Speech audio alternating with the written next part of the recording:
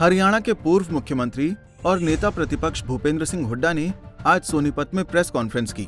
इस दौरान हरियाणा सरकार पर निशाना साधने से लेकर 5 राज्यों में हो रहे विधानसभा चुनावों पर उन्होंने अपनी प्रतिक्रिया दी। प्रेस वार्ता के दौरान हुड्डा ने जमकर बीजेपी और जेजेपी पर निशाना साधा। हुड्डा ने बीजेपी और जननायक जनता पार्टी के गठबंधन को स्वार्थ का गठबंधन बताया। उन्होंने आगे कहा कि इस राज्य में प्रदेश बेरोजगारी और अपराधों में नंबर 1 होता जा रहा है। कौन सा समझौता उनका तो इलेक्शन में ये था, एक 75 पार कर रहा था, एक जमुना पार कर रहा था। अब दोनों यार बने हुए स्वार्थ में, काहे का समझौता उनका? अपने स्वार्थ की दोस्ती है उनकी, जो लूट में हिस्सेदारी का समझौता है। जो प्रदेश में लूट मची हुई है, किसी से छुपी हुई नहीं है।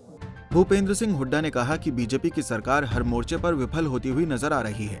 बीजेपी राज्य में बेरोजगारी चरम पर है। सरकारी हॉस्पिटल में डॉक्टरों की भारी कमी है। उन्होंने कहा कि पूरे हरियाणा में बेमौसम बारिश के चलते खराब फसल का मुआवजा अभी तक नहीं दिया गया है। हुड्डा ने सरकार पर निशाना साधते हुए कहा कि बुढ़ापा पेंशन में कटौती की जा रही है, जिसके चलते हरियाणा के बुजुर्ग परेशान हो रहे हैं। वहीं उन्होंने कहा कि सरकार ने अब की बार भी MSP पर किसानों की फसल को नहीं खरीदा, जिसके चलते किसान वर्ग परेशान है। हरियाणा में परिस्थिति है, सरकार जो है ये बिल्कुल विफल सरकार है और लोगों की तरफ कोई इस प्रकार की नीति नहीं इनकी जो हरियाणा की विकास हो या आगे चले। अस्पताल में जाओ तो वहाँ डॉक्टर नहीं, स्कूलों में कॉलेजों में जाओ तो वहाँ मास्टर नहीं, और खजाना खाली सरकार। दफ्तरों में जाओ तो वहाँ कर्मचारी नहीं, कर्मचारी सड़कों में ताल करते घूमने। ऐसी परिस्थिति है आज। और जो फैसले लिए हैं सरकार ने, अब कितने दिनों से जो बेमौसमी बारिश हो रही है उसके लिए हमने कहा पिछले साल का भी अब तक मुआवजा नहीं मिला, और अब तक भी पूरी तरह से गिरदावरी नहीं हुई। लोग परेशान हैं। ना ऐसी जगह जहाँ कहीं पानी इकट्ठा हो गया है वहाँ ना पानी निकासी का इंतजाम प्रबंध हो रहा है। तो एक तो ये तुरंत गिरदावरी करनी चाहिए। और स्कूलों का आप देख रहे, जैसे मैंने कहा सरकारी स्कूलों में तो मास्टर है ही नहीं। कितनी तो JBT की स्थान खाली है और 70% जो है डॉक्टरों के स्पेशलिस्ट जो हैं वो नहीं हमारे हरियाणा में, उनकी वैकेंसी है।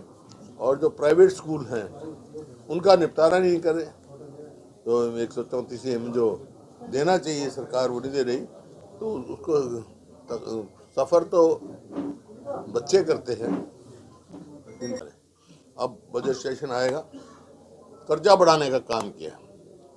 इस जो 1966 में हरियाणा बना, 1966 से लेकर 2014 तक 70,000 करोड़ था कर्जा प्रदेश में, जबकि हमारे समय में कितने पावर हाउस बने, कितनी यूनिवर्सिटी बनी, कितने और कार्य हुए,